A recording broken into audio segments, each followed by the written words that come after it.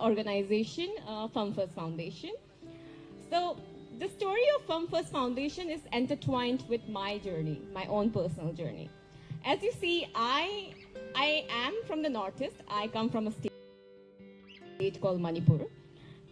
I come from a very small village in Manipur, and I landed up at New Delhi at the age of 12. My parents decided to send me away because of the law and order situation.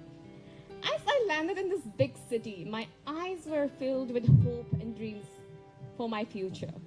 Unfortunately, the reality was quite different. Every day I faced racism. Even in my classroom, my friends used to mock me, Chinky, Chinese, Chowmin, whatnot. It's Delhi, right? Racism.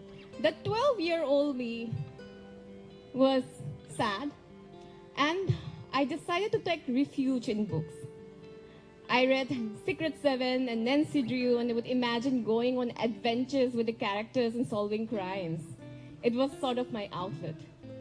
Then one day, something unfortunate happened. I remember that day. It was a really hot day, as hot as today, even hotter. It's Delhi, 45 degrees. Very hot day. The wind was blowing into my face, the hot wind. I was carrying this extremely heavy school bag and walking down from the bus stop. And suddenly, out of nowhere, a man came up to me. He extended his hand and groped at my barely existent breast. He looked at me and uttered, "Chinky," and he walked away. I stood there, numb, frozen. I was 12. I reached home and I told my sister about the incident. She was like, "This is what happens to us in this city." Most women are often told to forget about such incidences, just bury it deep into the recesses of her mind. I tried doing that, but I couldn't.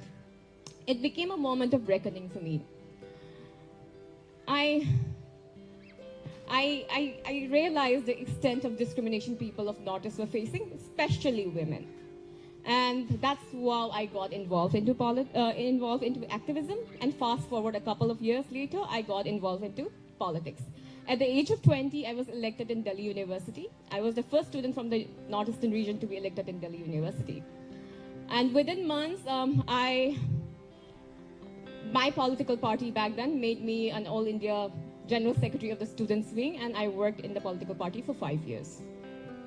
Now, I remember my first political assignment like it was yesterday. I walked into this room, and the first thing I noticed was a marginal number of women. 2 women out of 25 plus men. And as the meeting was going on, the state leadership and meeting was going on, the men would often drown out the voices of the women whenever the women wanted to speak. And they would sideline them and not let the women speak. Or if they said something, the men would mansplain them, as if they knew better than the women in the room. And when the tea break came of the executive meeting, the men in the room asked the women, who are their colleagues and their peers, to serve tea and snacks to everyone. One of the women looked at me and smiled.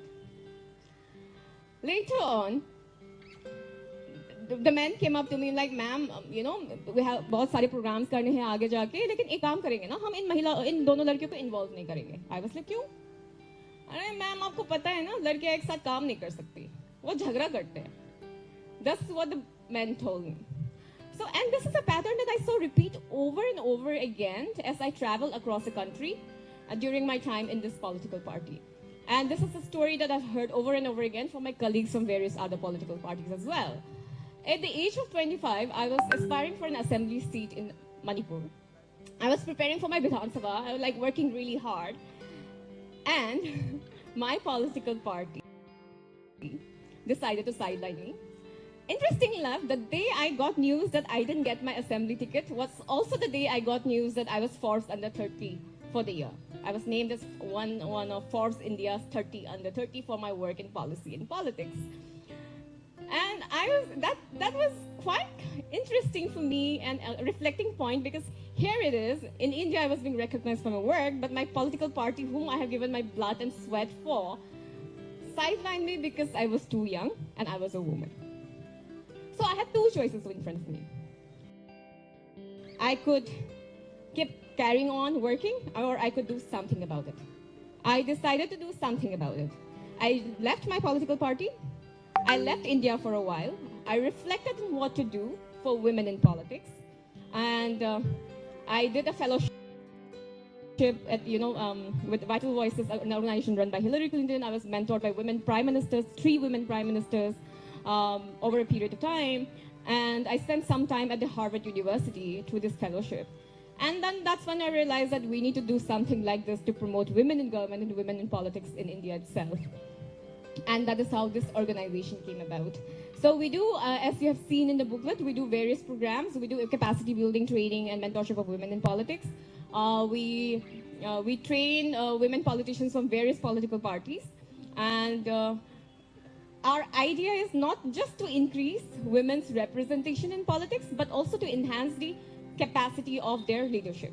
And that is, I think I've spoken for far too long, but that is the crux of the organization we run.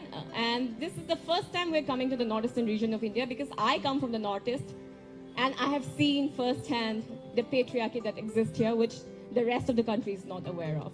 And I'm so delighted to see very young girls in the audience. I hope this is a platform which will use to your advantage to learn and to grow from here. Thank you. Now I will pass it on to you.